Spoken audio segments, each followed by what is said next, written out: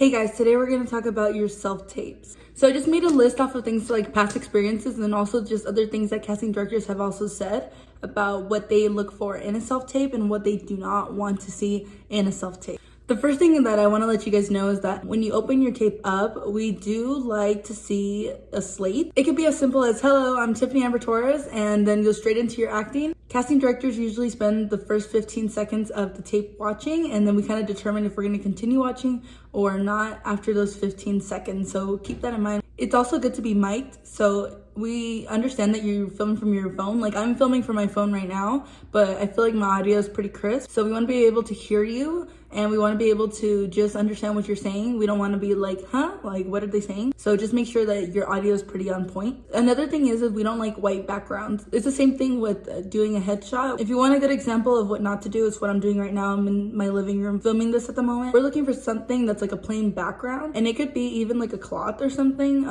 Just make sure it's ironed. It's really distracting when there's wrinkles in your background. Keep in mind that even though self-tapes are becoming more popular now, that also means there's a lot more competition. So you want to make sure that you're doing all these technicalities so that you at least stand out as a professional and not somebody who's just starting out in the industry. So for colors, I know I said I didn't like white. A good color to use is either blue or gray, and just don't wear the same color as your background because then you'll just blend in. The best lighting to use is white. Try not to go with anything that's a warm yellow. Anything warm kind of looks a little weird on the skin sometimes. So aim for a white light, and also it's good to have two of them. I'm using natural light right now, but I'm not filming self-tape. Also, please don't vertically film your videos. That was apparently something that comes up a lot. I personally haven't experienced that, but I'm pretty sure somebody has done it at least once. So please do it only horizontally. Another thing for people who are just starting out is please don't look at the camera. So you're gonna be talking more off, like your eyeline's gonna be off screen. Something like this is fine.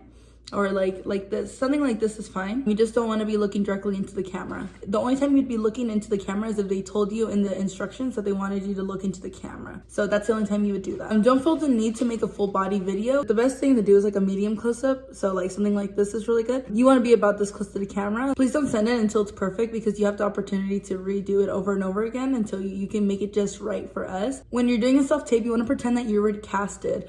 It's really cool to have wardrobe that matches the character that you're auditioning for, just because we can see you exactly like if we were gonna put you on set the next day, because sometimes it really be like that. So it'll be like, okay, you're self-tape and then maybe we do need you the next day, or let's just say it would look good for the callback. Don't wear patterns, please don't. I also said this about headshots, just don't wear patterns. They just don't look good on camera and they're very distracting. Casting directors that I was watching on YouTube also said the same thing. It's a no-go, like don't do it. Okay, I'm gonna throw some numbers out, but 50 megabytes is the standard, so please don't send anything above that. And keep in mind that people are usually watching your videos on their phone, so just to let you know, that's where people are mainly watching your videos. Dropbox is the best way to send the videos. I know it's a lot of technical stuff, but that's just kind of how it is. We're always looking for people that we want, so don't think that we're going against you. It's just, if you have all these things, it makes it so much easier for us. That's the technicalities to a perfect self-tape. If you do all these things, the casting directors would truly appreciate it and you'll be way more noticeable. So we're 20 seconds in and there's a title entry and a name, and it's kind of taking a while. Okay, but look at this. This is good. I like how close he is to the camera because we get to see his acting abilities. Oh my God, look at this.